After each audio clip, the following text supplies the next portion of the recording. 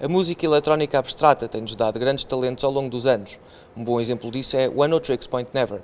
Dan Lopatin é o homem por trás deste nome e veio dar um concerto à ZDB.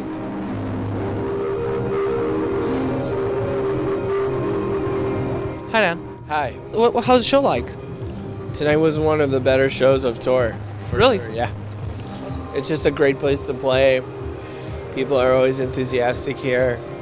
The sound is really good. It's a nice small space. It's really pleasant for me to play here. And how's the tour been going? It's been good. I was tired, but I hit some kind of point where I was like Terminator style. So now I feel strong. I read recently that you started getting into music by hearing Return to Forever and the Mahavishnu Orchestra, and also like the Metroid soundtrack to the Nintendo video game. Are you trying to capture the same feeling you got when you heard that music with the music you're creating? No, it's just stuff that I think at the beginning was exciting for me, because when you're young and you're unfamiliar with sounds, and suddenly you hear all this really just like stimulating sounds that are different than what you're used to hearing, you get excited, your mind starts opening up.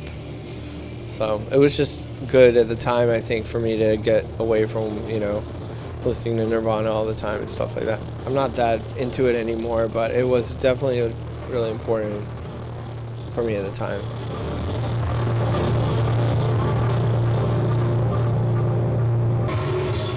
Are you aiming for some specific elements, or is it more of an abstract, non-specific thing? I guess both things.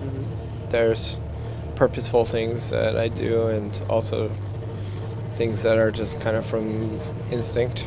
And also like stuff you're trying to get into music that is not music, I mean, in that sense as well. Yeah, for sure. I mean, I think it's part of overall environmental studies for me.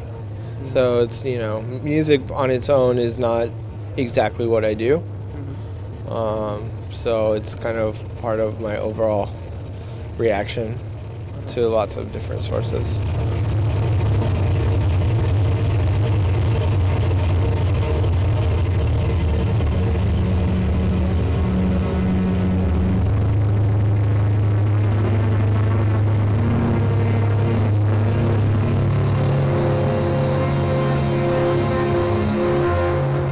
For instance, you have a show at the time of this interview, which is coming up at the MOMA in New York City with Nate Boyce, the artist. That's what you mean, like some your music being part of, integrated in some larger sense of work, I mean.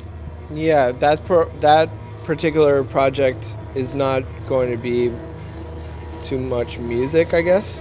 So I'm trying to basically just do some sound work and some like allegorical sound work that plays off of Nate and I get together and we have some conceptual parameters, and I'm just kind of applying kind of things that I do structurally but not really musically. So it's not really too much music involved, but yeah, it's really interesting because I think both of us make work that is like art historical driven. We try to like fabricate situations that integrate other people's work, not necessarily like appropriation, but more like kind of like a conversation with previous work, and trying to kind of develop work and seeing yourself as part of a continuum. Was that some of the stuff that you were showing in this live show as well? No, that's something I came up with because Nate had to actually go back to the United States to work on this project at MOMA. And I just like the idea of just showing what's on my desktop. So.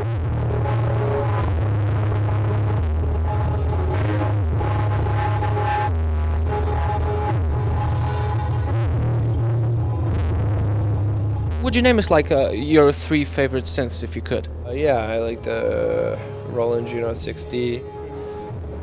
I like some software synths like Omnisphere. And a Yamaha CS-01. It's like a little small analog synthesizer. It's monophonic. Those are probably my three favorite right now.